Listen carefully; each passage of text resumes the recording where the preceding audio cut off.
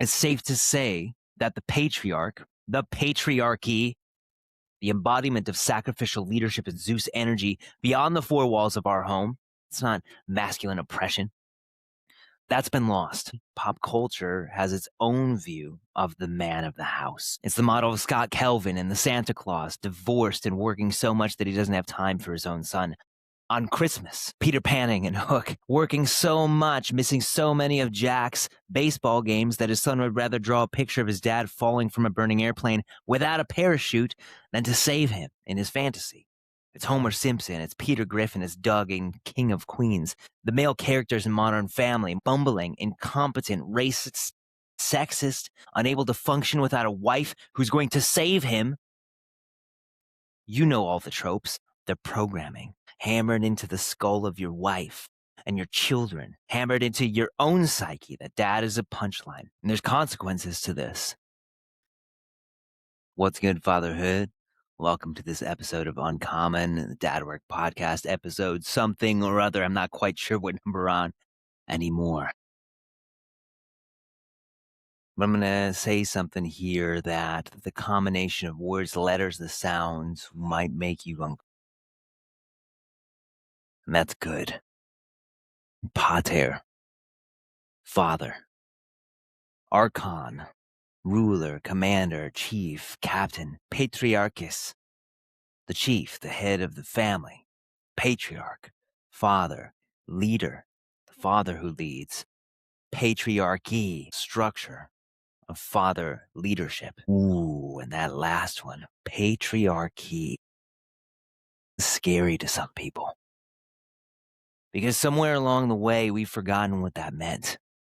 We've forgotten what it called us to. It's been turned into this big boogeyman.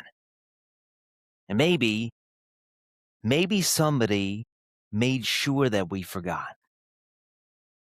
I think it's time that we bring back the patriarch. And I think it's time that we reestablish true patriarchy. And I know you might be looking around you right now to see who hears that I'm listening to this. Patriarch. I can say it. Maybe I'm going to urge you to say it right now. Patriarch. Some people will shiver. Some people will feel, fuck yes, when they hear that. And some of you are looking around right now, make sure your wife or no one at all is listening to this. You're like, I'm going to get this on my headphones. Patriarch. The word, the role has been weaponized, turned into a slur, a derogatory dog whistle. Something to induce shame and fear, that same feeling in your belly, that reason why you're looking around right now and like, maybe I should put this on my headphones. I'm not ashamed of it. I'm not afraid of it. Most people should feel protected by it, actually. And some people should most definitely feel fear when they hear that. The wrong kind. Patriarch. The man, the husband, the father who leads, the man who goes first into the darkness, into the unknown, into hard conversations, into the work that nobody else wants to do. In body, in mind, in emotions, in money, in marriage, relationships, in faith, in fatherhood, and leadership. Patriarch. He is the standard bearer, the culture setter, the leader of his home. The man whose internal state becomes the water and the weather of every room that he walks into. In ancient Rome, paterfamilias, not just the head of the household, but the spiritual, the moral, the physical, the financial guardian of everybody underneath his roof. He didn't just provide, he presided. He wasn't just present, he was leading. This is Zeus energy, not the petty, reactive, philandering Zeus of pop mythology. And let's be straight, Zeus did some questionable things. Most of it, if not all, of the Greco-Roman pantheon did. But I'm not talking about that. I'm talking about Zeus energy. The energy of the king. Within the word king itself says kin. Makes really clear what he's supposed to stand for. King. Not because he's the most physically powerful, dominating, fear-inducing, but because he holds the vision. And in his creative potential, he has the power through his labors and that vision, holding them together to bring that vision into reality, not just for himself, but for his kin. Setting the standard, leading from the front, taking full responsibility for whatever happens behind him. Robert Moore and Douglas Gillette map this man out in king, warrior, magician, lover. The king is the central archetype, the one that orders all of the others, the one that orders a man's life, his marriage, his children, his family, everything. Without the king, the other archetypes run wild. The warrior may lose his heart and become rigid, unforgiving, harmful. A warrior without a king to serve a mission, a vision, becomes a mercenary.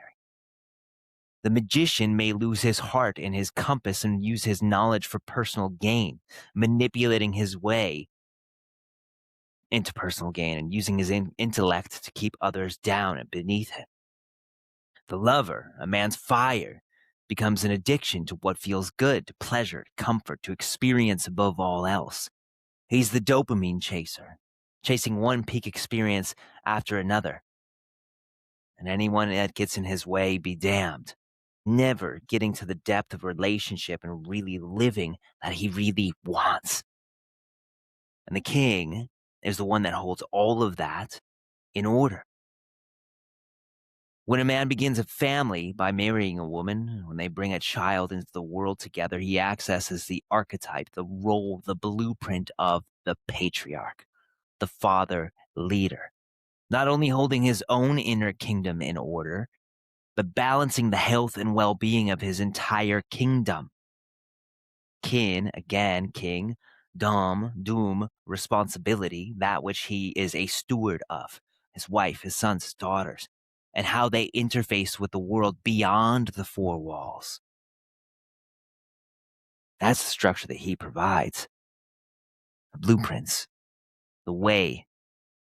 As men, we used to have initiations to awaken us to the responsibilities and the way of embodying the patriarch, of operating with Zeus energy, of holding those within our family unit in the highest and serving them in the spirit of sacrificial leadership, serving their health, their hearts, and their well-being above all else, even when it's uncomfortable at times, even when we don't want to, even when we're tired and they're not pouring back into us, no matter what. And the thing that about a man that's serving as the integrated patriarch, as soon as he fails to embody that sacrificial leadership known as Zeus energy, he loses his mandate as the leader. Look at the Chinese emperors, for instance. They always had the mandate of heaven until they didn't anymore, until it was withdrawn. And yes, there was some superstition around that, but that's what this is. That's what the patriarch is. That's what a king is. That's what a family leader is. And as soon as he abdicates his responsibility, he loses his role as the head of the family. The integrated patriarch holds everything together, not just his own life, not just his wife or his children, but all of society. Look around the neighborhood around you. Look for trustworthy men who you could call not just to fix a tire at 11 p.m., but if the shit was going down and you needed to protect the neighborhood, that you could call. Go out to the coffee shop, maybe Starbucks, maybe it's Stomping Grounds, which is right by me, and get your coffee. And how many of those men would you feel confident in calling to your aid or stepping up and aiding him? I know that you probably would, listening to this. These are the men that we've lost. Hard to look around the cafe when I'm working, or around Whole Foods when we go grocery shopping, and Trader Joe's or Walmart, wherever we're at, and be like, yeah, I would trust that guy. I know that I could lean on that guy. These are the men that we've lost. It wasn't an accident. But I also don't know that it's this malicious conspiracy that the manosphere wants you to believe either. Conspiracy in the true sense of the word, to conspire or breathe together. Some people did conspire with the intention of bringing this about. I try to apply Hanlon's razor to most things, not to attribute to malice that which can be attributed to stupidity or ignorance or even complacence. I think it's been a fair combination of all of these things, to be honest. It's safe to say that the patriarch, the patriarchy, the embodiment of sacrificial leadership and Zeus energy beyond the four walls of our home, it's not masculine oppression. That's been lost. Like the failure of Isildur, the withering of Gondor, leadership has failed and faded. And we tend to look at the concept of an integrated patriarch with this nostalgia as some old pipe dream, that something that may have never been and something that we long to return to, a fable. While you and I might think differently, pop culture has its own view of the man of the house. It's the model of Scott Kelvin and the Santa Claus, divorced and working so much that he doesn't have time for his own son. On Christmas, Peter Panning and Hook, working so much, missing so many of Jack's baseball games that his son would rather draw a picture of his dad falling from a burning airplane without a parachute than to save him in his fantasy, along with the rest of his family. It's Homer Simpson, it's Peter Griffin, it's Doug in King of Queens.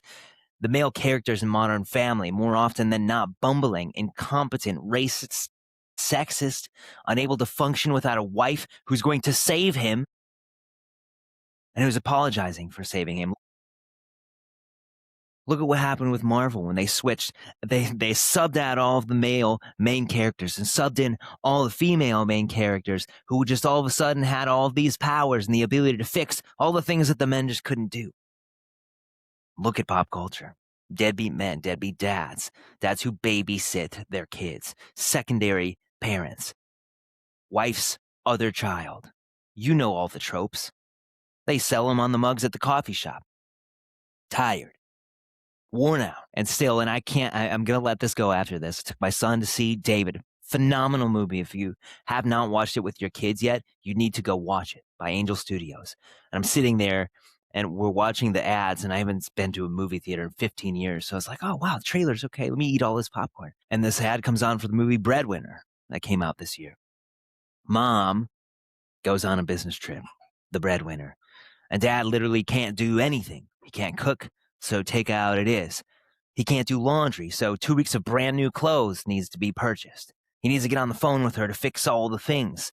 It's a worship of the silent burden of the woman and the absolute, inarguable competence of the working woman.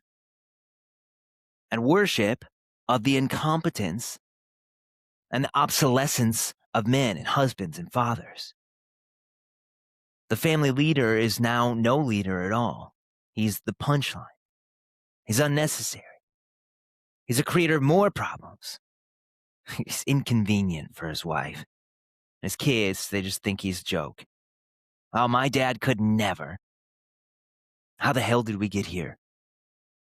From honoring dads in the 1950s, and by no means am I calling for a return to the post-war setup or what we have constructed in our imaginations is what the post-war setup was. I think that we can do better. But when it happened, three forces, perfect timing, over generations, a slow creep. The reason why most men feel the weight of it, but we can't see what it is that's crushing us. We can't even really put words to it. We can't put words to what the invisible thing is in our marriage that's causing problems. Why we feel like we're failing as fathers and we don't get enough time with our kids, even though we've 3x the amount of time that we spend with our children compared to previous generations in the 1960s.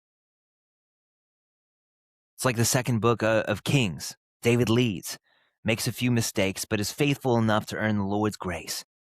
His son Solomon begins well, begins to tolerate. He begins to tolerate.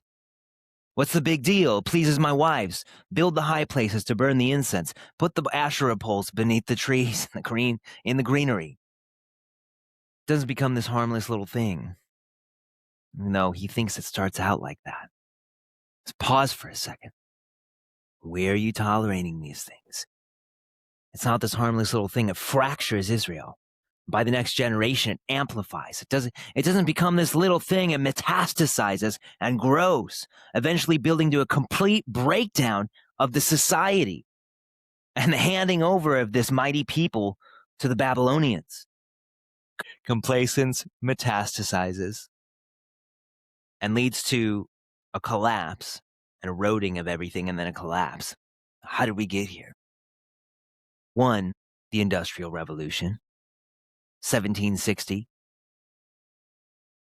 Before factories, the father was the patriarch of his home in the truest sense, present, known. His children watched him work the land or work his trade to build things with his hands. They knew what he did, and he mentored them into that. He was the model, he was the blueprint, and he made sure that they had what they needed to be successful in it too. He passed down his wisdom.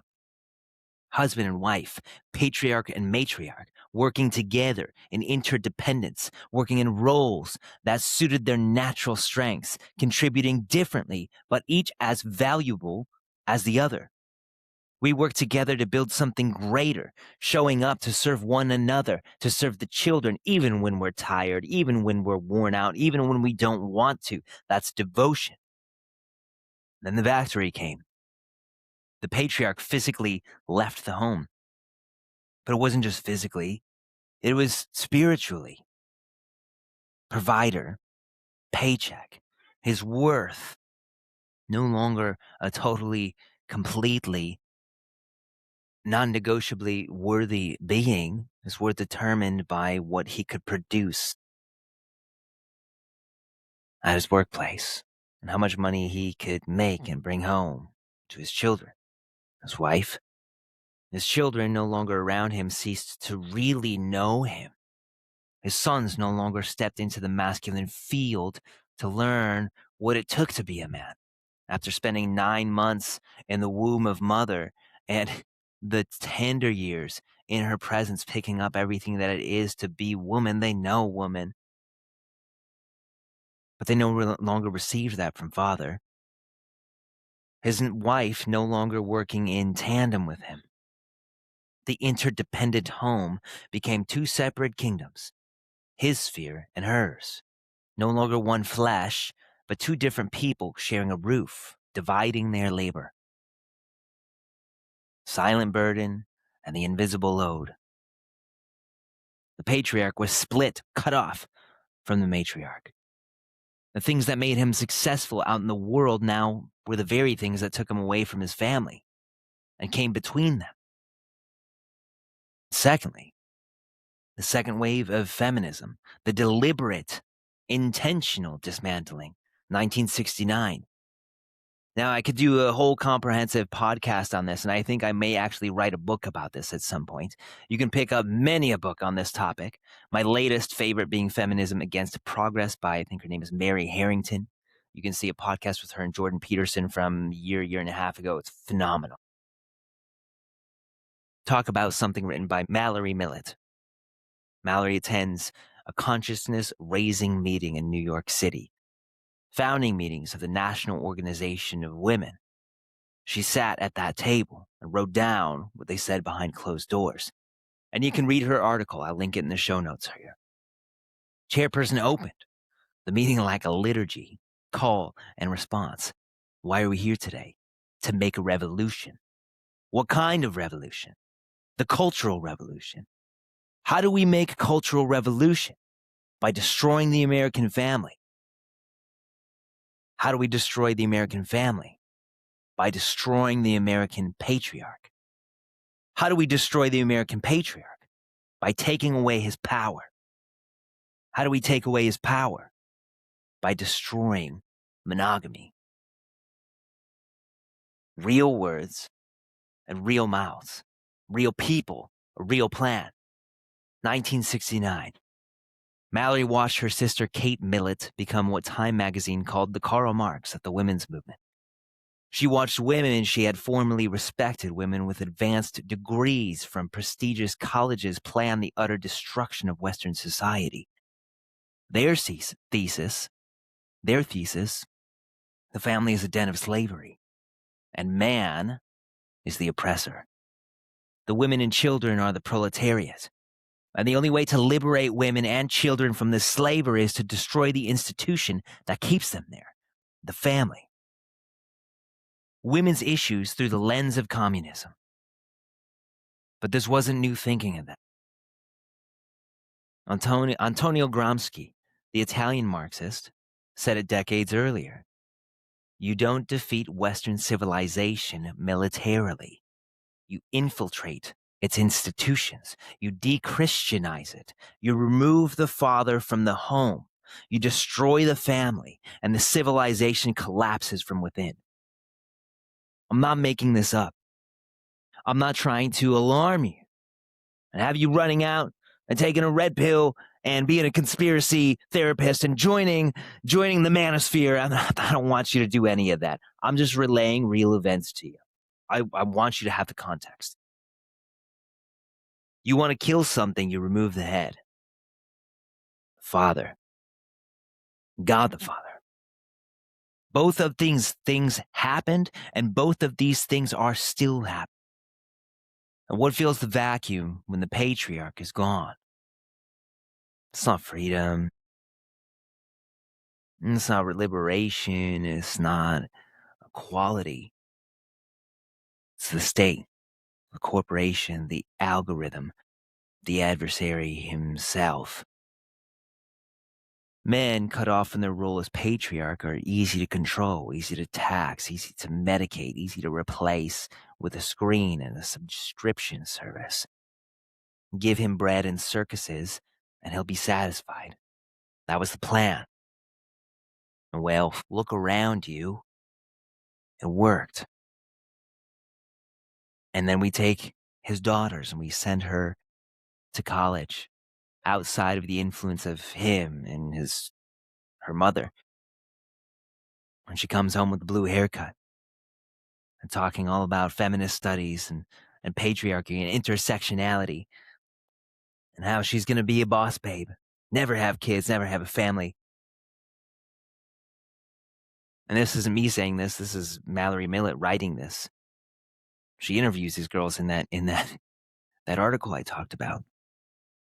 And women that she knew from 1969, full-grown adults unable to have children, regretting everything that all the decisions that they made, regretting never having a family, having nobody, alone. We send our boys into this, and our boys are not enrolling in college anymore. And they go there and they're told to shut up. Stop being so toxic. You're abusive, you're aggressive, you're harmful. Anytime you go to speak up for yourself, well, you're just complaining. You don't know.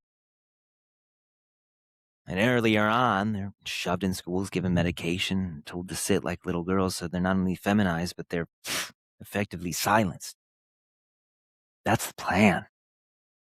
Third thing, we've already talked about, pop culture's finished the job. I was listening to Adam Curry on the No Agenda podcast. This last week, the Podfather, the OG MTV VJ, talking about this just the other day after Father's Day. It's like everyone around him forgot that it was Father's Day. And he noticed, as I've noticed, that really on that day, it's just us dads who are texting each other and saying, hey, man, I see you, brother. Good job. It's just that. That's it. Yeah, it's this Hallmark holiday, and we got all these trinkets and like number one dad, all these gifts and stuff like that. But that's it. You go to church and they give you a pen. And yeah, it's a really nice gesture. I didn't take my pen. I'm like, I don't need it. Give it to somebody who needs it. But dads have become this like afterthought. Here's a pen. Mother's Day, it's a fucking event, man. If you're like me, you plan for months leading up to that. Father's Day, what? Here's some socks. The Homer Simpsons, the Peter Griffins, the Archie Bunkers, the sitcom dads. That's the rap that we have, guys. That's the rap that we have. And don't get me wrong. I don't need anything from my family on Father's Day. I don't need flowers. I don't even really like Father's Day. I don't think that we should do it every year. I think it should be this national thing. I think we should just honor our fathers. We don't need much. I don't need much. Appreciation and honor will do. A thank you. Dad, I can't wait to be like you when I grow up. My wife, not just wanting me to be around at tasks around the house, but like desiring me. We don't need much. Solitude and some smoked meat. Add that on top of it, that'll do. This is where we're at. And they, the overarching they, it's not so simple as one person or one power, one group. They're not done with this. They will never be done with this. These are not jokes. These things, the tropes of manhood and fatherhood that we get in pop culture now and entertainment, they're not harmless entertainment. They're programming, hammered into the skull of your wife and your children, hammered into your own psyche that dad is a punchline. Mom is indispensable, but dad, he's an option. He's unnecessary. It causes more problems. He doesn't know where anything is. Actually, he's in the way. My dad could never. It's been hammered in so much that men have bought that and believed it. And enough women and children that grew into men and grew into adult women have believed it too. And this whole thing has unraveled. And there's consequences to this. Here's what a patriarchless society looks like. Not theory, not me projecting on you, but reality. With numbers. The one that we're living in right now. Men. 700,000 men a year are taking their own lives. Almost 2 every single minute. Men leading in 14 out of the 15 leading causes of death. Men dying 6 years earlier than their women, and that gap was only 1 year in the 1920s. Male loneliness tripling since 1990. 42% of men, almost half, feeling completely alone. They have no one, even if they're surrounded by the people that they love, their wives, their children. Men's median wages down 10% since 1979, while the cost of living has more than doubled. A man trying to be a servant leader, trying to sole provide for his family, earns 28% less in real dollars than his fathers did 40 years ago. In an economy that's doubled in size. We need to look at the man, and not just physical health, but his mental, his emotional health, and his relationship with money, because if he doesn't have a blueprint there, he's in trouble, and so is his family. The marriage. 50% of marriages end in divorce. 70% initiated by women. And of the marriages that stay together, 1 in 3 report low satisfaction, and 1 in 5 feel trapped. The average couple has sex less than once per week, and that's not enough for optimal health. I'll tell you that. We can talk about that in a different podcast. Pornography, a $97 billion industry, has rewired an entire generation of men to prefer a screen to their wife because, well, that woman chooses him. He doesn't have to try and decode her, driving a wedge even deeper in between them. Erectile dysfunction in men under 40 has tripled in the last 20 years, not because of physical health alone, although that's a major part of it, because of porn. Dopamine dependence, disconnection between men and women, between husbands and wives, the slow death of masculine vitality, in a culture that tells them that their desire is toxic. It's a major drop-off in testosterone as well, 1% a year over the past 50 years, where literally half the men that our grandfathers were. But it's no big deal, and certain part of society wants you to think that that's a good thing. It's not. Children without present fathers are 80% more likely to spend time in prison, 75% more likely to experience teen pregnancy, 85% more likely to have behavioral problems, more likely to drop out of school, struggle with addiction, and repeat the cycles. Boys especially. Boys without fathers are growing up with no model for what a man looks like, no present mentor father. no initiations or rites of passage, no elders to say, this is what we do. This is what we don't do. This, son, is your responsibility. And so they find their models on screens. I did this. Clint Eastwood, Luke Skywalker, the military man. But nowadays, it's Andrew Tate. It's Dan Bilzerian. Find their models in video games and pornography and gangs and anything that gives them a sense of masculine identity, however corrupted that is. Because the real thing was never offered to them. And honestly, most adult men never possessed any real thing to give them anyway. It's not just about you as the man, it's about your kids. You're raising your replacement. Our boys will become the men that we are, and our daughters will seek out those men. Culture. Drug overdose deaths have increased 400% since 1999. We are the most medicated society, most therapized society in human history. Antidepressant use has increased 3,000% since 1990. We medicate boys in classrooms for acting like boys and put them on Adderall for having energy. We punish them for being physical. We ask them to sit and stay quiet like the girls. We feminize them in female-dominated schools and then wonder why they struggle as adults.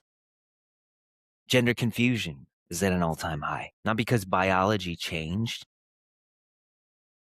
We talked about the testosterone thing. That's very much environmental and health. We could talk about that on a different podcast, but because models disappeared. For our boys and our girls. And all that they have contend with is what culture gave them and what pop culture and the media give them as well. When boys have no fathers, no masculine elders, they have no roadmap for what healthy masculinity looks like, and neither do our daughters. The codes that it lives by. And a culture that has spent 50 years telling them that they're toxic, they're oppressive, abusive.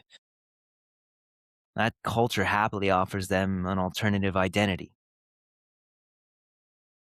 Birth rate is collapsing. In 2023, the U.S. birth rate hit a historic low.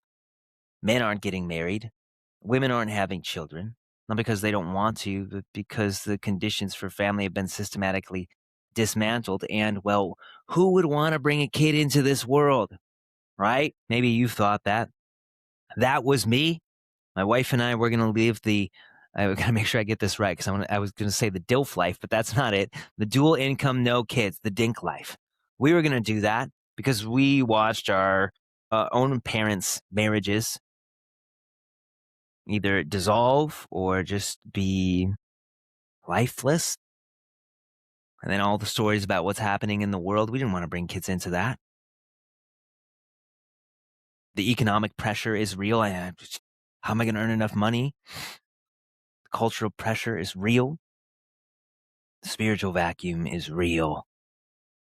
Church attendance has fallen below 50% for the first time in modern American history. The percentage of Americans with no religious affiliation has grown from 9% in 2000 to over 20% today.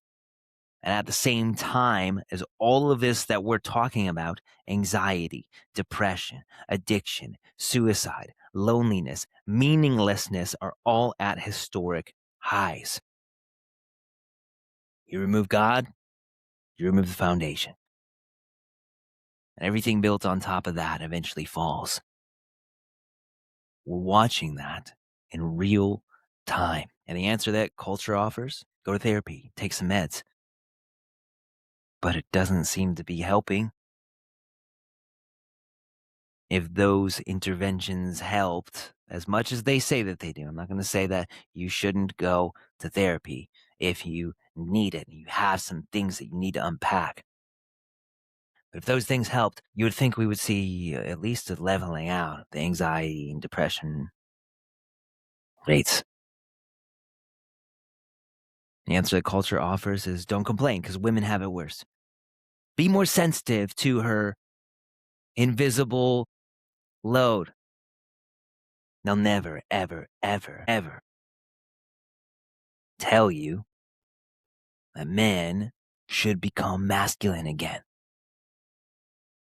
Not this immature masculine that has filled in the void in our culture, but truly masculine, fully integrated, physically, mentally, emotionally, spiritually, in his own health, our wealth, our work, our relationships with our wife and our kids and with God.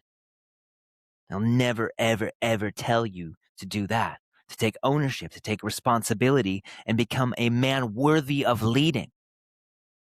Dad's so rad, your wife will want to go trad. I want to make a t-shirt with that in there. But a dad that really leads so much that his wife can go, she can relax. To become a man capable of serving as a patriarch. As stated in the book of Chronicles, a man who is leader of his family. They'll never say that. Because to the wrong people, that is terrifying. The P word. Patriarch. A group of patriarchs together. Patriarchy. That's terrifying. The high places of Baal. The Asherah poles. The passing of children through the fires of Moloch. I'm not trying to conspiracy therapize you here or alarm you. Levels of degradation permitted through complacence. We reestablish those kinds of men, and these kinds of things will not be tolerated. And I'm not bringing you back to something that happened 3,000 years ago. I'm talking about the things that are eroding our culture now. Complacency, too much tolerance, will divide us and kill all of us. How and why do we come back to the level of patriarch? We set the standard, and we hold ourselves first to a standard of husbandhood and fatherhood and family and community and moral leadership. And then we raise the next generation in the way. You raise them in the way, and when they are old, they shall not stray. I have a handful of statistics for this, but none of them is as jaw-dropping as this.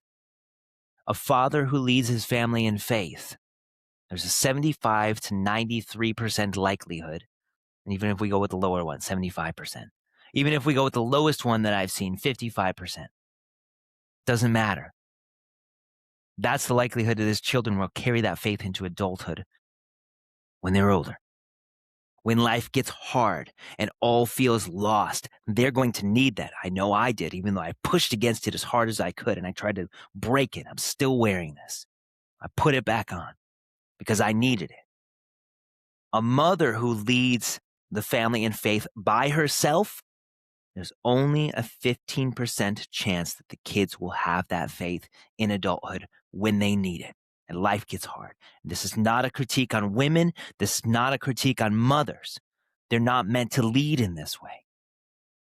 That's not their gift to their children. It's a man's gift. That's the patriarch's gift, the one who creates the structure. The man, the husband, the father, the one who resolves to become worthy of serving as patriarch. He sets the ceiling for everything.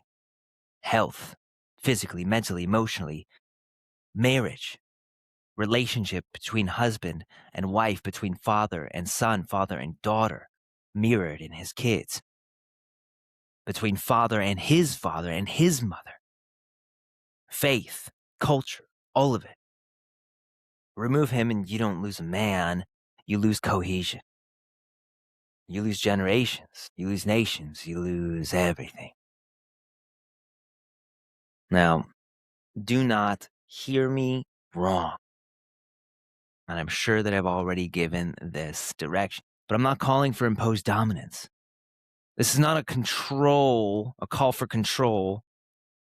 This is not a call for husbands to control their wives, to rule over their children with an iron fist, to force women back into the kitchen and pretend it's 1955, which is what some people will want you to think that I'm saying. Just listen to the whole thing. That'll tell you what I'm saying. This is a call to responsibility. The integrated patriarch embodying the Zeus energy is not the man who rules over his family with an iron fist. He's the man who serves his family through the principle of sacrificial leadership, who goes first into the darkness, who sets the standard not by demanding it from them, but by embodying it within himself. He's the model. The model isn't Zeus. It's not Aragorn.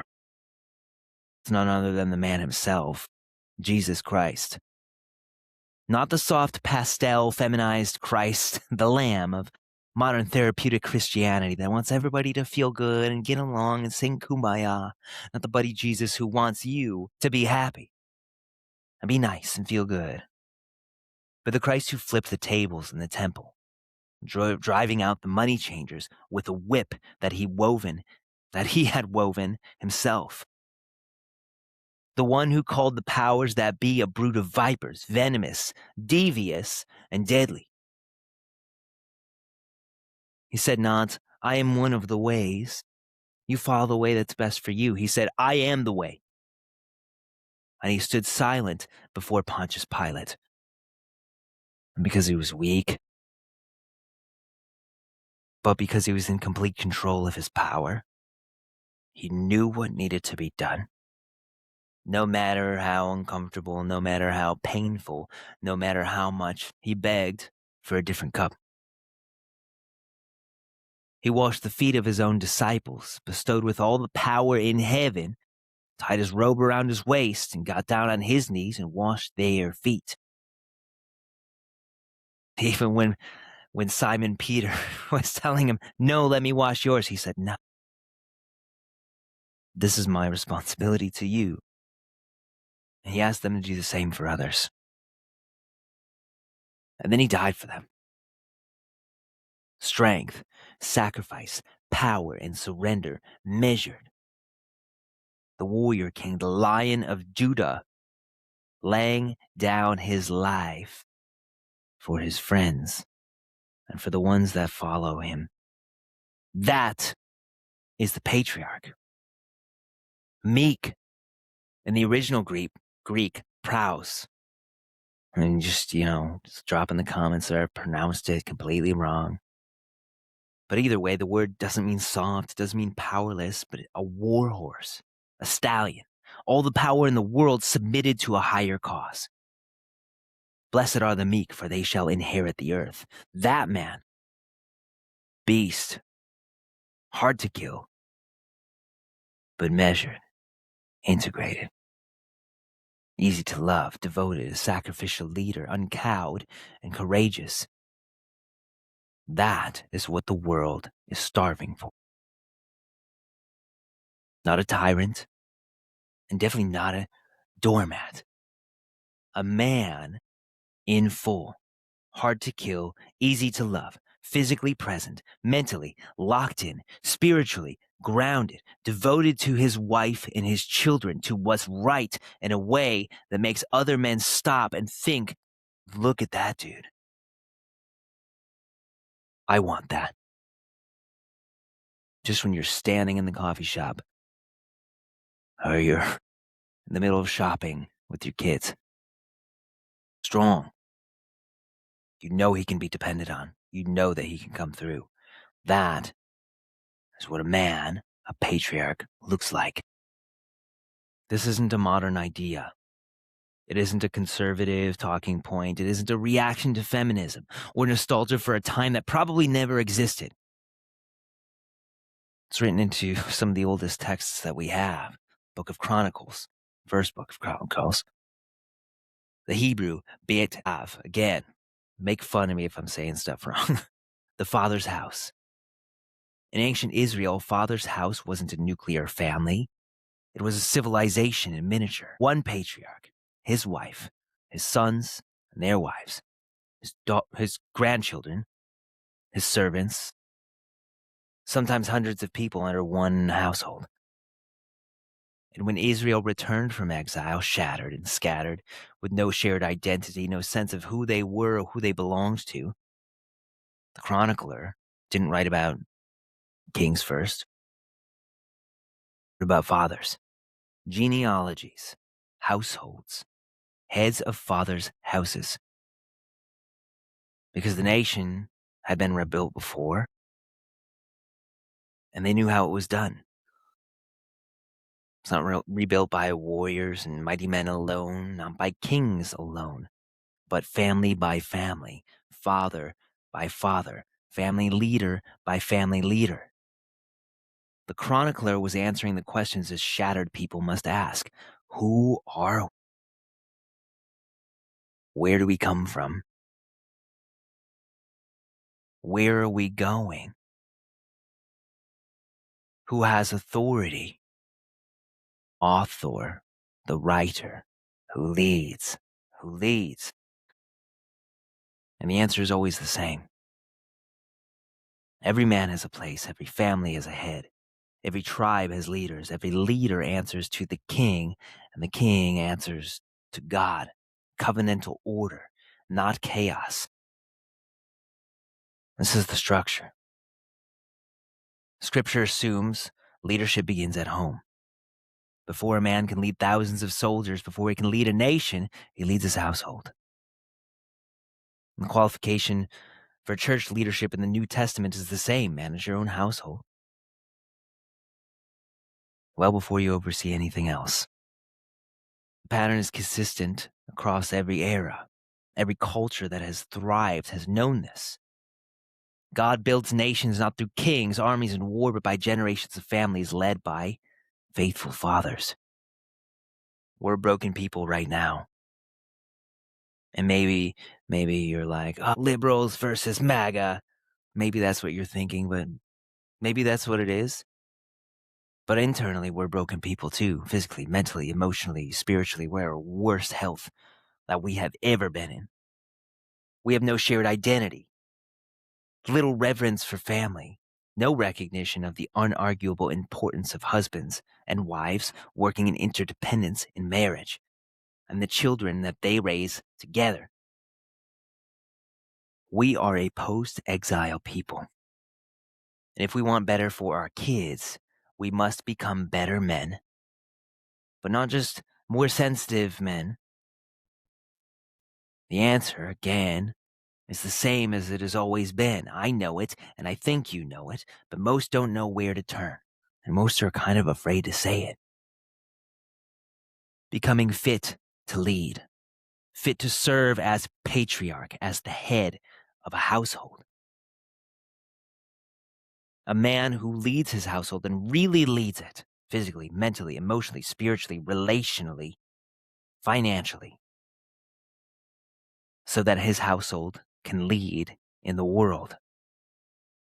I'm not talking about power, but I'm talking about being an example. People who can spread goodness and hold people that want to destroy that goodness at bay. A man devoted not to being some NPC, but honing himself into a transitional character. A man who looks at the cycles playing out in his life, in his bloodline, and around him in society and decides, no, it ends here. It ends with me. I will not perpetuate this, and my children will not be burdened with this. That man is the most powerful force in civilization. He doesn't need a platform or a soapbox. He doesn't need a movement. He needs to walk into his home and be present, to lead by example, to find his brothers. He needs to do the internal work that his father never had the luxury or permission to do, so that his children don't have to carry what he's carried. One man changes family, but multiple men doing this work together, that's terrifying to the wrong kind of people. A group of patriarchs devoted to that cause, that kind of patriarchy, we need more than that. And this is why I named what I'm bringing to you right now, Patriarch. Not in spite of what the culture has done to that word, but because it's time for us to take it back, to heal it, to integrate it, and to embody it, and to make its necessity indisputable. The Patriarch Summit, September 11th through 13th, 2026, 3 days, virtual, live on Zoom. Named after the one thing that some have sought to destroy, and the one thing that I and the statistics point to as the path to a better future. Because I believe a better world begins with better men, leading better families. The revival of a culture, of a civilization with shared and moral values building towards a unified goal begins with the revival of family. The revival of the patriarch begins with the men who are willing to do this work on themselves, in their marriages, in their money, in their relationship with finances, in their fathering, in their faith, and in their leadership. These are the 5 fronts that we're fighting on as men in 2026. The cards are stacked against us. And most of us weren't initiated into the responsibility and the skills necessary to thrive in these areas. I don't know a single man who doesn't have an issue that's confronting him in one of these 5 fronts. The man, that's his own internal health, physically, mentally, emotionally, spiritually. The marriage, in his money, in fatherhood, in faith, in leadership. Most of us are afraid to lead because we're afraid to step on somebody's toes and hurt somebody's feelings or to be seen as toxic. And so we just don't. Whatever you want, let's do it. You, when you show up to this, September 11th through September 13th, are going to receive elite teachings from some of the most influential and groundbreaking men, husbands, fathers, and leaders in the world. Ryan Mickler, Order of Man, Matt Boudreau, Apogee Strong, Pat Barber, The Father's Guild and the Hero's Journey, Mike Salemi, Men of Movement, Nate Feathers, Dads Don't Babysit, and Savage, Fatherhood, Brennan Schlagbaum, Budget Dog, who took his family from, I think it was $300,000 in debt to being millionaires, and his wife gets to stay at home with their daughter. Daniel Gross, on his fatherhood. Gabriel Mira, Forger of Men, and myself. All men I deeply respect. All men who are living this out loud. This is not a conference. It's not a self-help weekend. It's not a feel-good virtual retreat. This is a room where the standard begins. A room where men receive the teaching, the standard, the guidance that no one else is going to give you. And doors open July 1st. That's just a couple of days away. The link is in the show notes. You might be able to sneak in now. General admission is $17. It's a no-brainer. It's nothing. And you show up and you get to get all of these downloads, all of these skills, all of this wisdom. Things that you were never given. I was never given this. VIP registration is $47. Again, a no-brainer, and you're going to get the recordings for life. You're going to get access to speaker and sponsor giveaways. You might get some really cool stuff for free from Camuso and Homegrown Fitness, maybe even Born United, We the 13th, Tango Charlie, and more than that. You're going to get to participate in live Q&As. Your questions will be answered by our speakers. And access to the school community through and beyond the summit, where we're going to do a lot of introspection leading up to the summit. It's time we shift the culture, guys, and that culture shift begins here. This is where it starts. Pater, Archon, Patriarchus, the father who leads. The world doesn't need more passive men. Doesn't need more nice guys, more checked out dads, or even gentle parent fathers. More husbands going through the motions with the creed of happy wife, happy life, and whatever you want, honey. Or more men who have abdicated leadership to their wives, abandoning her in the process, to their screens, to their coping mechanisms. It needs more patriarchs. Men who go first, who set the standard physically, mentally, emotionally, relationally with his wife, with his kids, in his work, and in his faith. Men who lead with love that is wrapped in immense strength. Men who are hard to kill and easy to love. Men who face their demons so that their wives and kids don't have to. Bro, that man is you. He's always been in you. And the culture has tried to bury him. The adversary wants him gone. The powers that be need him silent and complacent and distracted and isolated and manageable. Because patriarchy is supposed to be scary. People. You don't want someone else to hear this. That's them wedged into your psyche, working against you. That doubt, that discomfort, that hesitation you feel in your belly right now. That's the desire to hide and stay small. But I refuse to let that happen anymore on my watch. Patriarchus, the father who leads. It's time to come home. Like Simba, like Aragorn, like Christ has asked you to do. It's time to lead. And that's it for today. Patriarch Summit, September 11th, 12th, 13th. 9 amazing, powerful speakers at $17. It's nothing. In the show notes. Thanks for being here. Have an uncommon day.